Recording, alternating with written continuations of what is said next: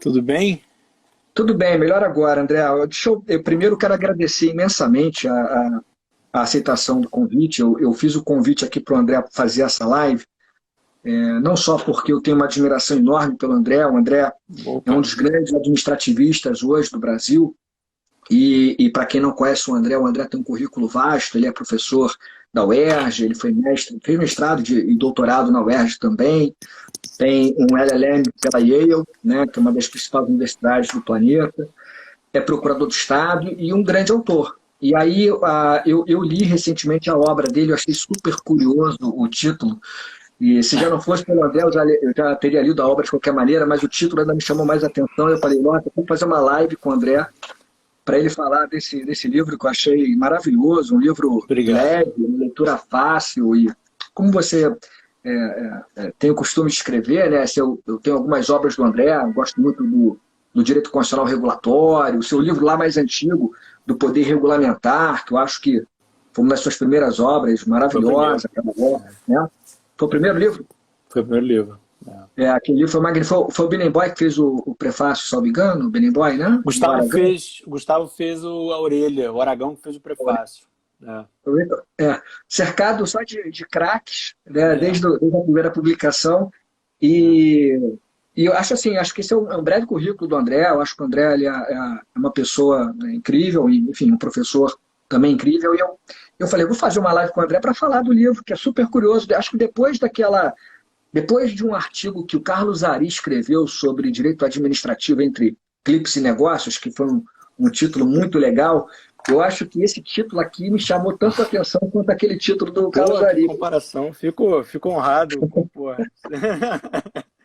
Mas você tá nesse Pô, grupo aí, junto com, com o Carlos Ari, com o próprio Binemboy Aragão. Acho que você hoje é um dos obrigado. grandes ativistas mesmo. E eu achei magnífico esse título, André. Então, assim, nessas palavras iniciais, queria muito agradecer a sua aceitação. Aqui a PGM, ela fica muito honrada com a sua presença.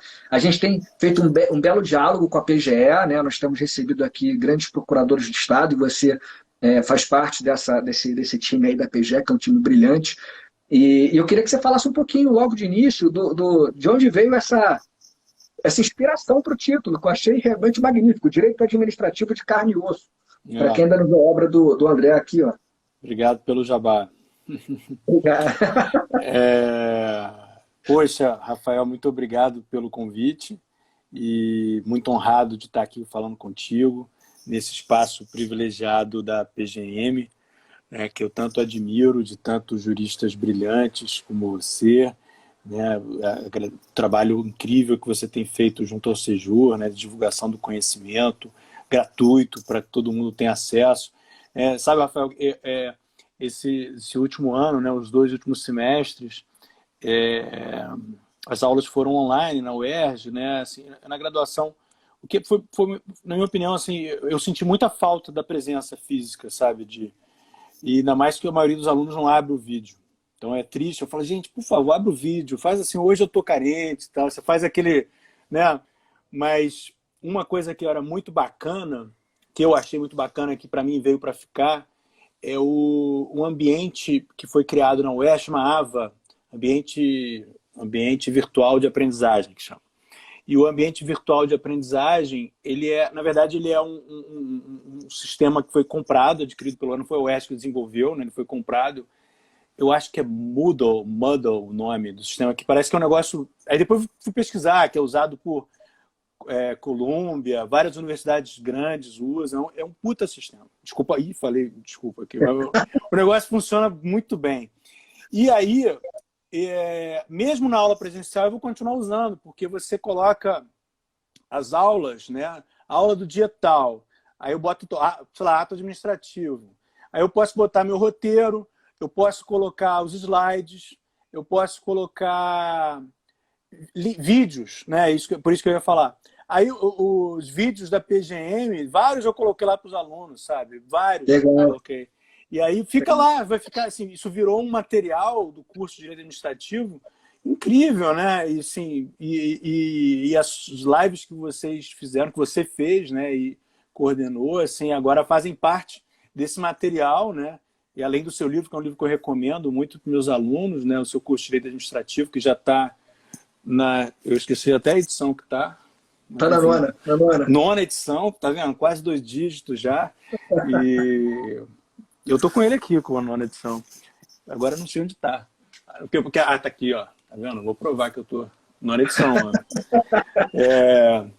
Ele que já está atualizado com a nova lei. Pois é. Pô.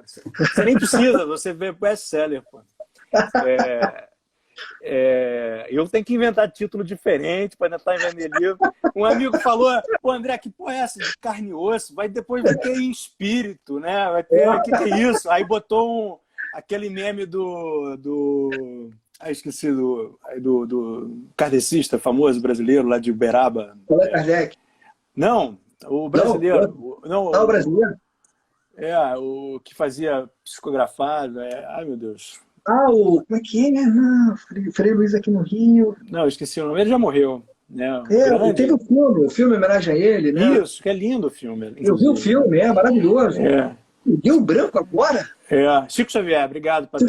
Chico Xavier. Botou o meme do Chico Xavier, você vai fazer o próximo espírito, né? Quando você morrer, aí alguém comentou, quando você morrer, você vai psicografar, ele vai ser... Pô, a zoeira never ends, né, cara? Ninguém perde a oportunidade. Mas o título, na verdade, né, esse livro é um apanhado, né, de outros trabalhos, tem alguns artigos inéditos, né? E alguns artigos inéditos, mas na verdade a inspiração vem do primeiro capítulo, que é um artigo, né, que já tem um tempo, que é legalidade administrativa de carne e osso, né? Que é um pouco, assim, apresentando o livro, né, que é um pouco um artigo que saiu na RDA e que eu incorporei ao livro, né, junto com outros textos, alguns inéditos, outros não, mas é um artigo que saiu na RDA em que eu apresento a legalidade administrativa que eu chamo de carne e osso como uma legalidade que pressupõe uma análise sobre como a lei é feita, né? Assim, a gente fala, né? Eu lembro quando eu escrevi o livro, né? O regulamento autônomo, né? Que já existia, né? Uma literatura grande já sobre a crise da lei, de como a lei caiu em desprestígio e tudo mais. E aí eu avancei esse estudo, né? Principalmente depois que eu estudei nos Estados Unidos e vi sobre muitas coisas sobre public choice, um livro que me impressionou muito, que se chama Greed, Chaos and Governance, que é ambição, caos e governança, e que é do Jerry Mashaw, que é um livro muito difícil, na minha opinião, assim, um livro que é pouco acessível, né? Que tem muitos conceitos, mas aquele livro que caramba, assim, quando você entende, sabe, que você faz aquele uau, né? Que faz e ele tem uma preocupação muito grande de mostrar, assim, de como que uma das preocupações de como as coisas são feitas efetivamente, de como, e aí como que é a realidade das coisas, né? Que a gente não é uma linguagem pragmatista hoje que está na moda, mas uma visão contextual, né? Assim, pragmatismo, contextualismo, consequencialismo e antifundacionalismo. Então, o contextualismo, para mim, na legalidade, pressupõe um exame sobre o funcionamento do poder legislativo, né? Então, para mim, assim, legalidade de carne e osso é aquela legalidade que é feita de gente, que é feita de parlamentares que têm ambições, que têm sonhos, né, que têm más intenções, né, que são dirigidos por grupos de interesses, né? Então eu tento teorizar, né, a legalidade a partir daí, né? Assim, porque a visão idealizada, né, ela é o avesso disso, né? Ela diz que, olha, a legalidade é um antídoto natural contra as oligarquias. Mas se você olhar para o funcionamento do parlamento, você vai ver que ele é o palco das oligarquias, né? Ali onde as oligarquias estão ali, né, no auge, né? Então, assim, então eu tento analisar como que a legalidade poderia ser assim de carne e osso, né? E a minha percepção é assim, uma legalidade de carne e osso não significa que ela não seja importante, pelo contrário, ela é fundamental, né? Eu não estou rejeitando o Estado de Direito. Eu só acho que que não ganhamos nada em ter uma visão essa idealizada. Então, até mesmo porque, na minha opinião, a visão idealizada ela traz outros problemas, a visão descontextualizada, né? Porque no momento em que você verifica, né, que o parlamento ele é um palco de oligarquias, ou então um espaço em que grupos de interesse funcionam ativamente e tudo mais, você exigir mais densidade legislativa pressupõe que talvez esses problemas se intensifiquem. E aí a legalidade deixa de ser um problema, deixa de ser a solução e vira um problema. Então, assim, é um pouco assim, mais ou menos lei envolve um exame sobre o funcionamento do parlamento. Esse é o meu ponto. Você pode até defender que haja mais lei. Olha, a lei tem que ser exaustiva, isso aqui tem que haver uma legalidade absoluta, que é um conceito que eu acho que nem existe, mas enfim, a lei tem que, nesse caso, descer a minúcias, mas isso pressupõe mais negociação dentro do parlamento, mais tomar lá da cá, mais compromissos, enfim, jogo jogado. Eu não sou contra a política, eu acho que a política é assim, a política se faz de compromissos, se faz de negociações e se faz também no diálogo com grupos de interesse, né? Enfim, para mim isso não é necessariamente ruim, né? Isso faz parte do jogo de negociações. Então eu acho que essa contextualização permite que a gente reavalie em que medida mais ou menos lei pode trazer resultados melhores ou piores, né? Você imagina um exemplo concreto, né? Se o parlamento tivesse que decidir e deliberar sobre radiofrequências de telecomunicações, né? Você teria que atualizar isso a todo momento, e aí você tem mais espaço para grupos de interesse, não que os grupos de interesse não possam atuar no âmbito administrativo, mas assim, é necessário que o parlamento também se blinde dessas coisas. Enfim, afinal ali é o espaço da democracia. Enfim, é tudo um jogo em que você vai constatar que a legalidade, mais ou menos, é um componente importante de criação de custos de transação mais ou menos efetivos para garantir e preservar certos direitos, né? Então, assim, para mim isso é legalidade de carne e osso. E aí, a partir dessa legalidade de carne e osso, eu pensei, nesse título, direito administrativo de carne e osso, que eu acho que é um direito administrativo que tem que ser contextualizado, né? Não é um direito administrativo sem espírito, né? Eu tenho até conversado com... Estou falando demais, você me interrompa, Rafael. Não, tá indo bem, vai lá, André, tá ótimo. A professora Patrícia Batista, a pessoa adora ouvir a própria voz, né? Começa a falar, desanda. E aí, assim, o que eu chamo de carne e osso é de tentar essa contextualização e um pouco de ceticismo quanto aos incentivos, uma visão public choice, assim, de como que teoria das escolhas públicas, né? Enfim, para quem está ouvindo aqui, não ouviu falar disso, né? É uma corrente de pensamento, né? Um grupo de economistas que teve uma influência muito grande nos Estados Unidos, dentro da análise econômica do direito, com uma preocupação, que tem uma preocupação de analisar o comportamento dos agentes eleitos a partir da microeconomia, dos incentivos que eles possuem, né? Um incentivo básico de um político é ser reeleito.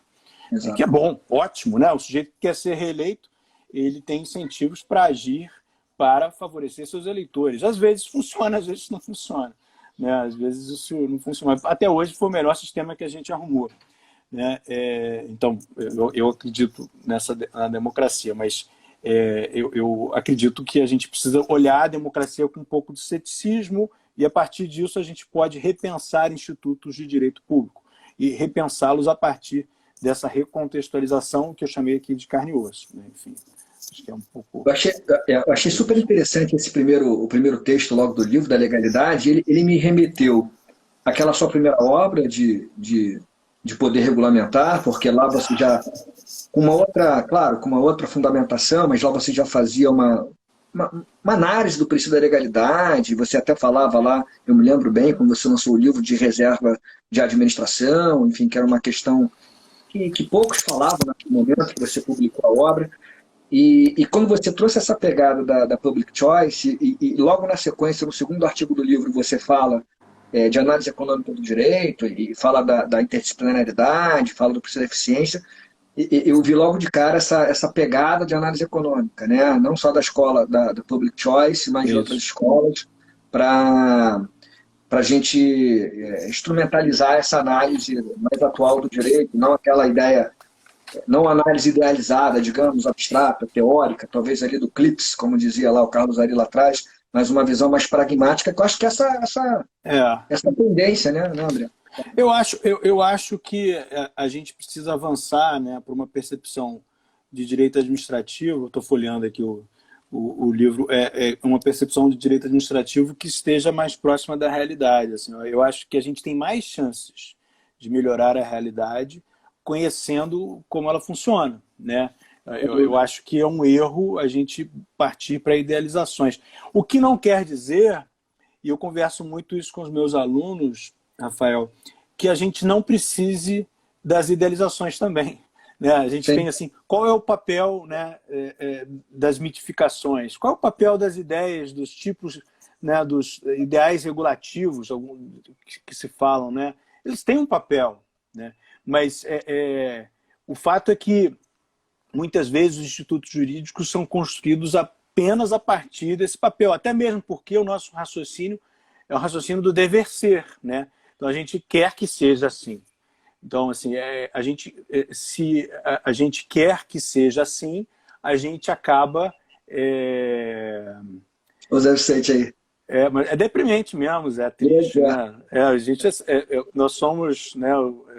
A gente quer, e a gente quer que seja assim, a gente idealiza, né? Mas eu acho que as coisas precisam juntar. Assim, eu estou precisando escrever alguma coisa dizendo isso. Assim, olha, longe de mim achar que não tem um papel, né, eu acho que a utopia tem um papel. Eu quero acreditar nas pessoas, quero acreditar que enfim, na boa vontade, né, no altruísmo. Isso existe, né?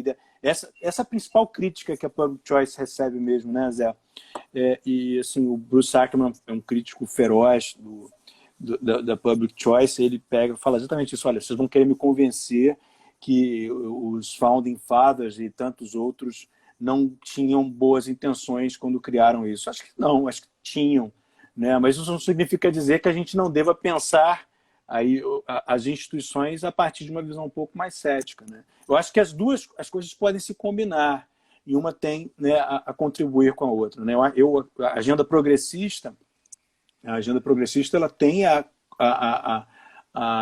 ganhar com a percepção cética da realidade. A agenda progressista tem a ganhar com a percepção de que, da análise econômica do direito, de que os recursos são escassos e, portanto, são necessárias escolhas trágicas, né? E não adianta, os direitos não nascem em árvores. Isso tudo, né, mostra que é uma percepção um pouco mais cética, que tenta trazer um pouco para a realidade essas visões idealizadas, que não significa que não tenham um papel, né? Tem um aluno, o André Tosta, brilhante, né, doutorando da UERJ, orientando do Zé, que, enfim, a gente discutiu muito isso, né, e a tese de doutorado dele tem alguns aspectos sobre isso, né, um papel né, dos mitos, né? Acho que o Zé e o André escreveram juntos agora um artigo recente, eu vi alguma coisa, algum artigo deles. Não sei se ele não vi, não. Eles escrevem juntos, sim. Eles trabalham muito juntos. O André é brilhante, o Rafael. Não sei se você já está acompanhando o André aí. O André é um sujeito... Tenho lido, eu leio, porque eu acompanho o Zé. O Zé Vicente, para mim, é uma cabeça assim, pensante. Fora da curva, né? Eu tenho uma admiração pelo Zé enorme. O Zé foi meu orientador no doutorado e eu aprendi muito com ele, aprendo muito. É um craque. Um craque mesmo. Forte em geral de regulação. O Zé acabou de confirmar exatamente. Eu li esse artigo e brilhante com tudo que eles escrevem. Sim. Brilhante e divertido. Divertido. O texto do Zé é sempre divertido. Ele tem a veia jornalística, né? Então ele alia bem o jornalismo com o direito. É impressionante a facilidade. Incrível. E pensa fora da caixa, né? Totalmente. Fora da rotina, digamos assim, jurídica. Né? É muito bom. O Zé é sensacional. Totalmente. Beijo, Zé, para você. André, eu acho assim, achei interessantíssima essa visão pragmática que você traz, né? Não só para a legalidade, mas também na sequência da previdência. E eu achei o livro incrível porque ele trata de vários assuntos, né? E ele tem essa pegada realista, pragmática, e também é uma visão, digamos, fora daquela visão idealista que você menciona logo no início da obra. E me chama a atenção ali, vários artigos me chamam a atenção positivamente, né? Então, assim, é muito difícil falar de toda a obra, que a obra ela é complexa. Se a gente falar muito, aí ninguém compra. A gente precisa Ninguém compra, tem que dar o teaser, né? É o teaser. Tem que dar aqui para a pessoa ficar instigado aí para ler a obra, porque vale a pena a leitura. Mas, assim, eu acho que tem alguns assuntos, vários assuntos interessantes, mas um texto que você fala do Brexit e fala da Covid-19, então achei legal porque é super atual, quer dizer, você tem textos ali que estão falando da nossa realidade agora, que você está trazendo ali uma visão sua do cenário que está se colocando, é muito difícil a gente saber o que vai acontecer no futuro, mas o que você acha? Você acha que, assim, uma reflexão mesmo, André, você acha que esses movimentos mais recentes, e especialmente a pandemia mesmo, você acha que ela já alterou diversos aspectos da nossa vida? Você falou lá do início das aulas online, eu acho que na graduação, especialmente, as aulas online elas foram muito intensificadas, né, no âmbito do direito, né, a gente tinha uma carga X para aulas online na graduação e agora, por conta da pandemia, as aulas ficaram todas online. Eu acho que eu senti aquilo que você sentiu também. Eu me lembro que na última aula do BMEC, eu até falei, pessoal, vamos abrir a câmera, porque ninguém abre a câmera. Né? Aí eu já tinha acabado lá o conteúdo, eu falei, olha, gente, acabou o conteúdo, agora realmente... Eu só quero ver vocês, eu quero saber para quem eu dei aula nesse evento. E 2 ou 3 só abriram as câmeras. E eu falei, gente, eu sinto falta disso, assim, de olhar olho no olho, ainda que seja virtual. Né? Nada substitui isso. E acho que o professor ele fica muito sozinho na sala de aula. Mas a gente vai ver como é que vai ficar, né, daqui para frente o ensino jurídico com essas plataformas. Eu acho que elas vão continuar auxiliando a gente. Não sei se a gente, né, não sei se a gente volta ao modelo tradicional somente presencial. Acho que vai ter um misto aí, né, dos dois modelos. Eu acho. Eu estava falando do AVA, né, desse sistema mudo. Eu não sei se o BMX vocês têm alguma coisa parecida, um portal, alguma coisa. Tem. Não, a gente usa o Microsoft Teams, né? A gente usa. Sim. Mas entendi. Mas o AVA ele serve para botar conteúdos, entendeu? Aí você coloca conteúdos lá. Então, assim, por isso que eu te falei, que eu coloco os vídeos. Nesse tem.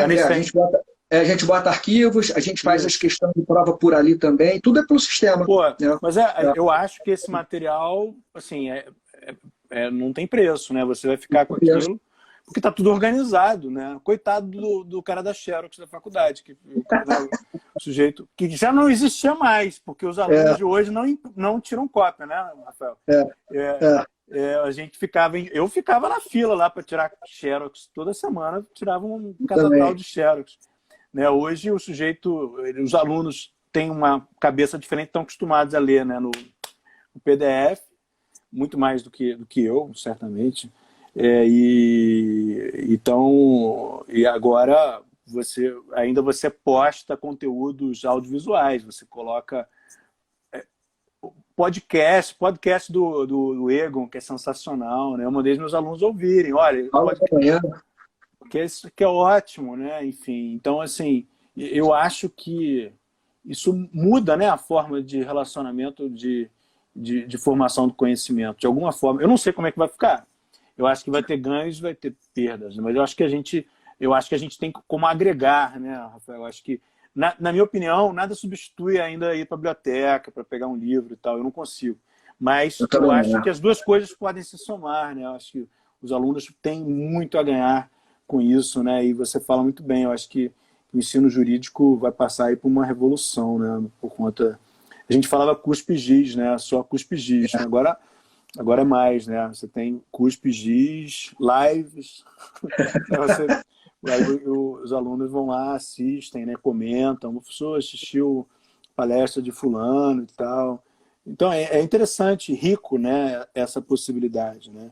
Como né, a gente ficava doido para assistir uma palestra de um professor e agora você cata professores estrangeiros, né? Poxa, né, você vê um livro, né, até livros estrangeiros mesmo, né, sai um livro, aí você vai pesquisar no YouTube e já tem uma palestra do professor falando do livro dele.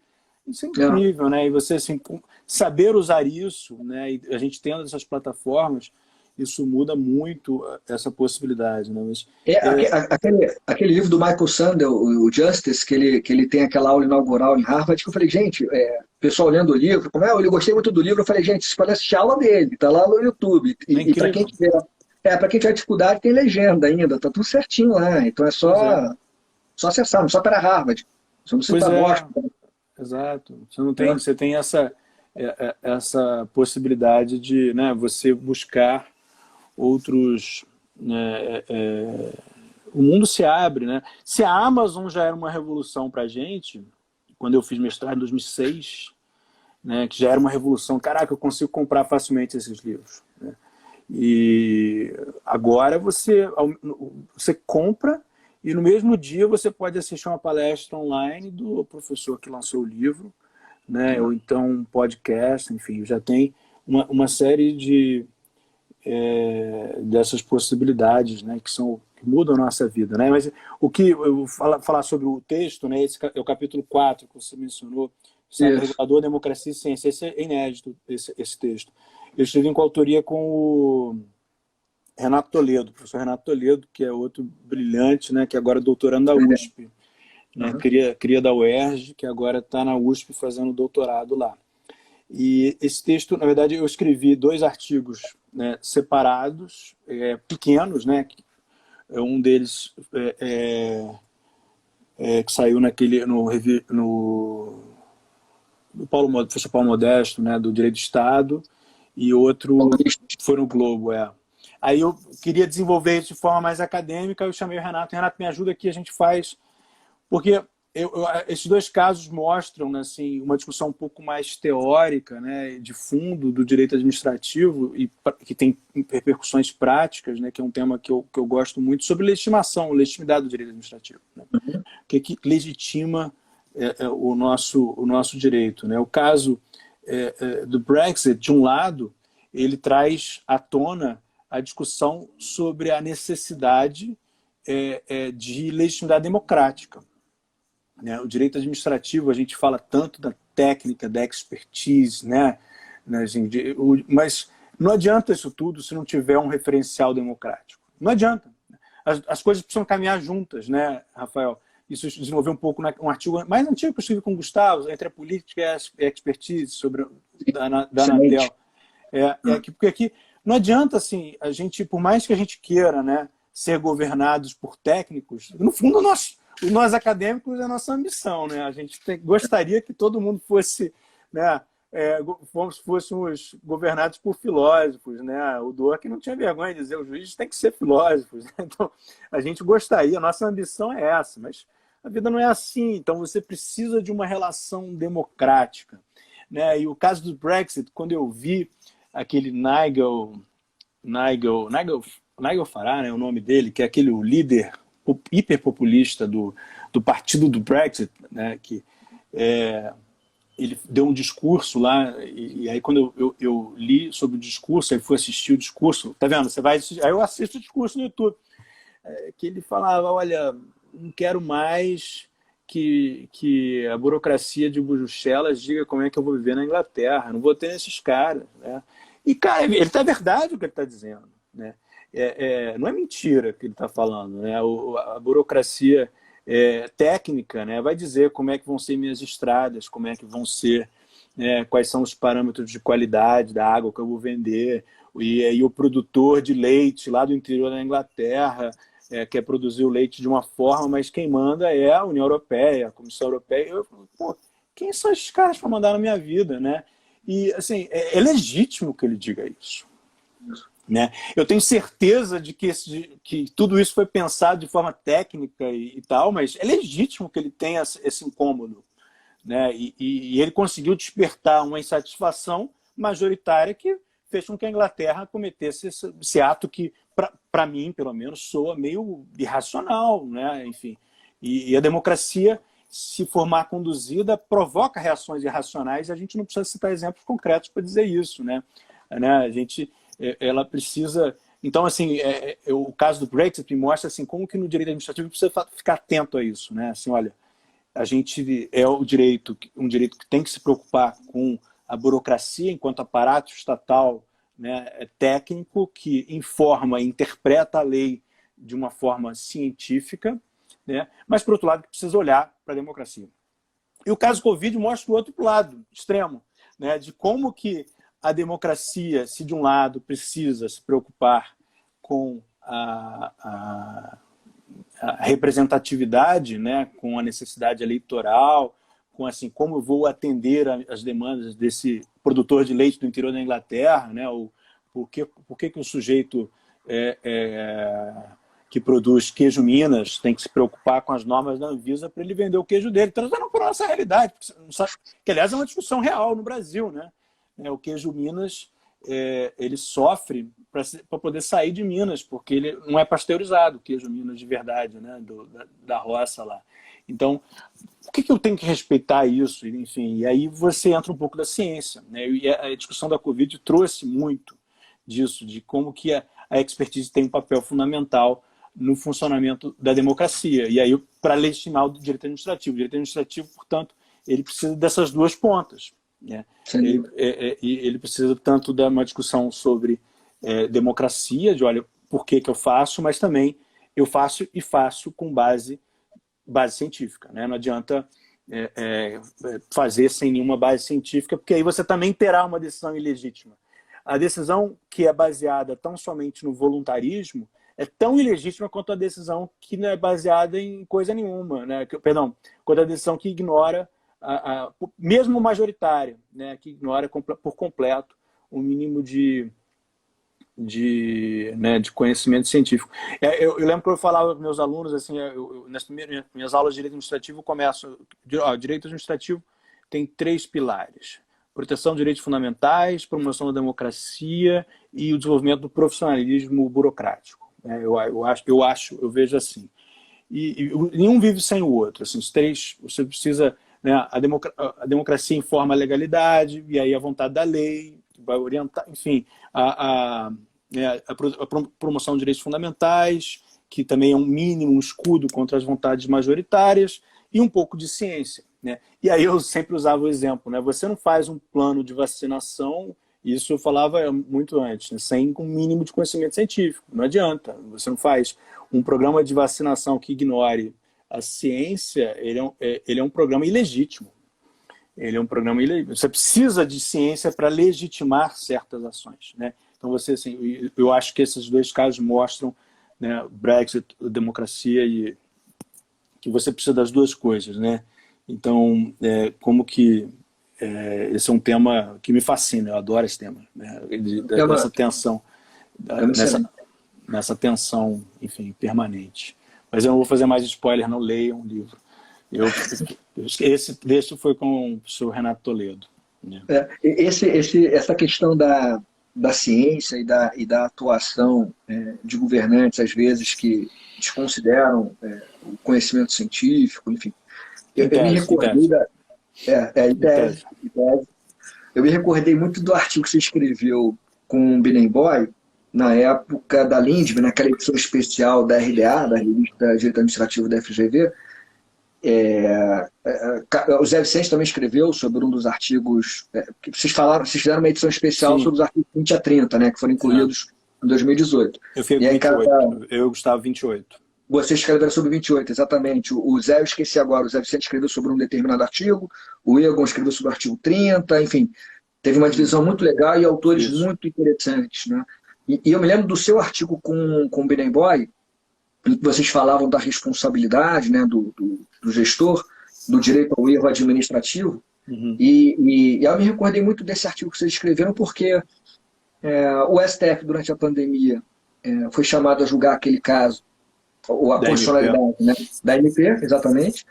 Uma MP que basicamente trazia lá o mesmo raciocínio, digamos, que tinha embasado o artigo 28 da Lindbe, né, mas era uma MP voltada para a pandemia.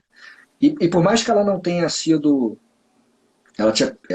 Ela perdeu, né, a sua eficácia, ela não foi convertida em lei, mas o Supremo chegou a tomar uma decisão na época, o Barroso salvo engano, foi o relator, e eles trouxeram lá alguns parâmetros para falar, olha, o gestor público ele pode ser responsabilizado em determinadas hipóteses. Aí lá, em um dos parâmetros era justamente esse parâmetro de desconsiderar a ciência, digamos assim, a orientação de órgãos de renome internacional que tratam de saúde.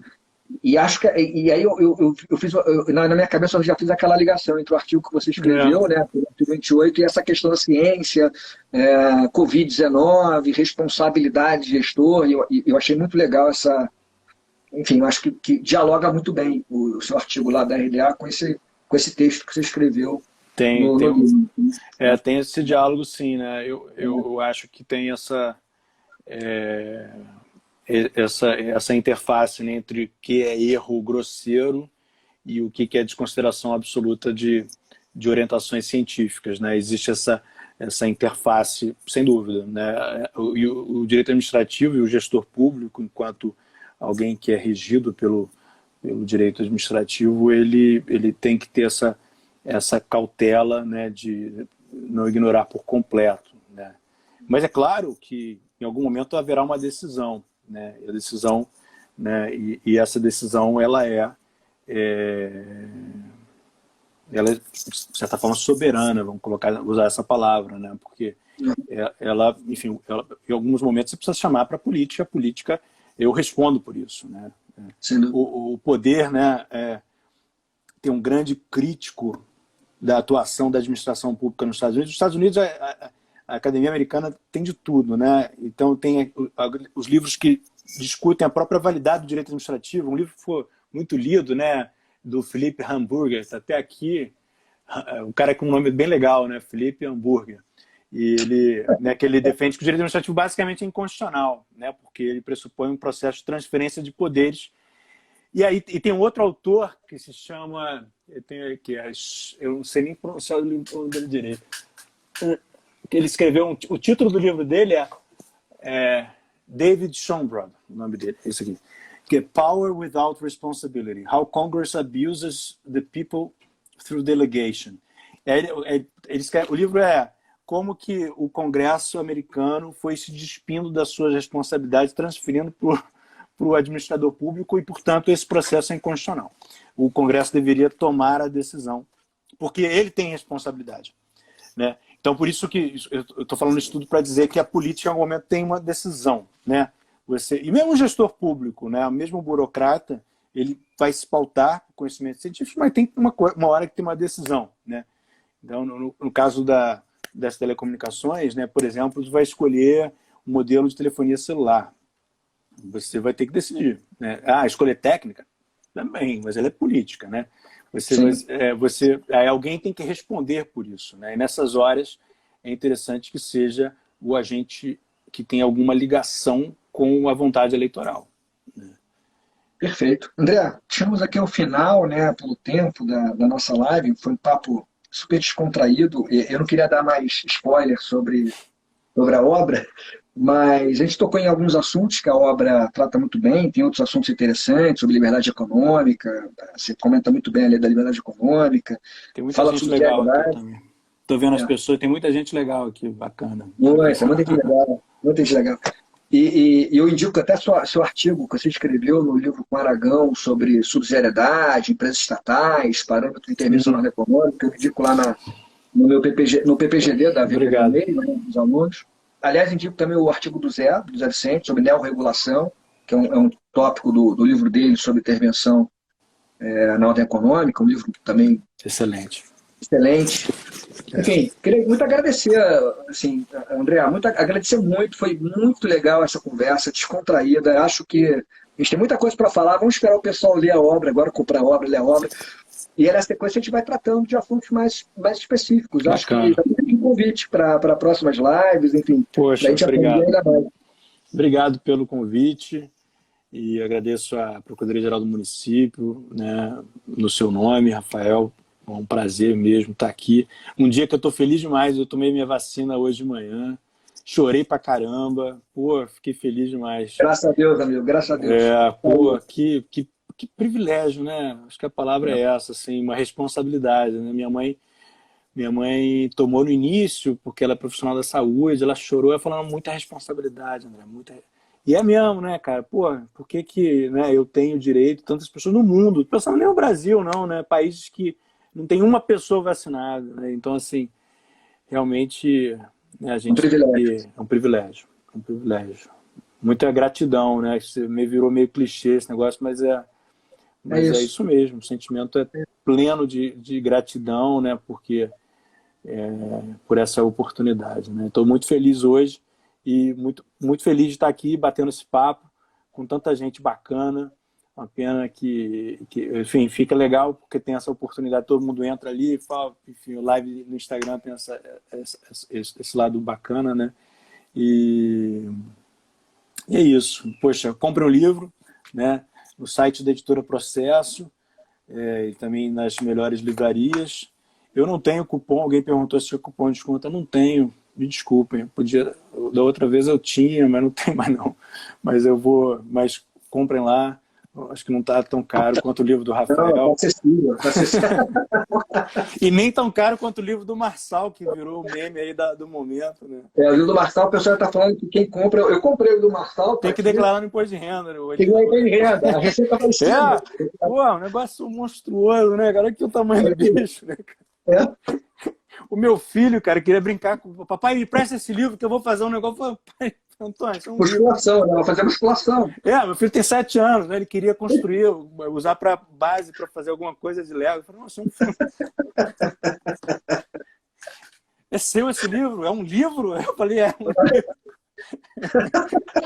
Isso é um livro, é um livro de 2.000 páginas. Uau! Você vai ler tudo? Eu falei, é um livro de referência, meu filho. Eu vou ler assim, eu vou ler por cá. O que é um livro de referência? Né? Criança demais, né? Criança É demais, é demais. O que é um demais. livro de referência? Eu falei, é um livro que você vai consultando. Eu quero ler esse ponto, enfim. Fica ali do lado da mesa do papai. Fala assim, fica ali do lado da mesa do papai, puxando ela Exatamente. rapidinho, estica o braço. Exatamente, exatamente. André, muito feliz porque realmente eu acompanhei, né? Eu vi que deu tudo certo na sua vacina e, graças a Deus, como você falou, eu tomei minha vacina também já tem uma semana, mais ou menos, e pelo fato de ser professor, mas eu acho que realmente é um grande privilégio. Eu espero que todos possam se vacinar o mais rápido possível, tomara que tudo dê certo. Vai dar, sim.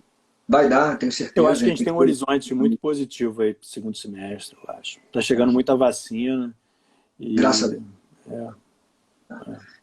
E assim, espero que a gente volte a uma certa normalidade e por mais que a gente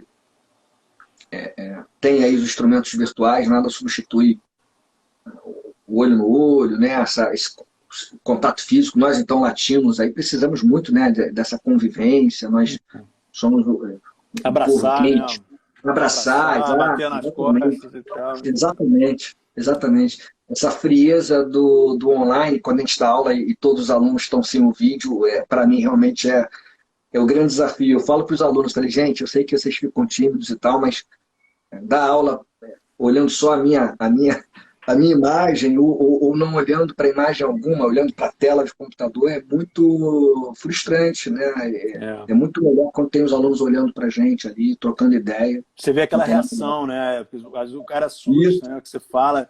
Aí no online você fala alguma coisa, aí você tem alguns comentários que você espera um olhar, né? Que você busca aquele olhar, né? E aí não tem ninguém para olhar. Você fala, eu tenho feedback. Mas é enfim, isso, acho foi que ótimo. Obrigado pela oportunidade, foi muito legal. Obrigado, André. A gente vai estar de portas abertas. A Procuradoria do Município agradece muito a sua presença. Como disse no início, acho que você hoje é uma grande referência, né, no direito público em geral, porque você escreve também muito sobre direito constitucional, não só direito administrativo. E nós tivemos aí na live, enfim, não só alunos, alunas, residentes jurídicos da PGM e de outras instituições, mas tivemos aí também grandes amigos participando da live, alguns procuradores, inclusive, para mostrar aí a importância do convidado. Obrigado, André. Eu estou vendo aí muita gente querida, eu não vou citar todos os nomes, o Paulo André, Renata Polacco, minha prima Aline Cirino, Hermano, tanta gente bacana, um beijo para todos, tá? Obrigado mesmo. Beijo para todos. Isso. E portas abertas, André, até uma próxima live, assim que você tiver um espaço na agenda, a gente já trata de fazer uma nova live para um tema que você tenha interesse, Com tá bom, meu amigo? certeza. Valeu, E que venha a Rafael. segunda dose. E que venha a segunda dose. Vai chegar. Grande Abraço. abraço, amigo. Tudo de bom. Saúde. Saúde. Então você Tchau. também. Tchau, tchau.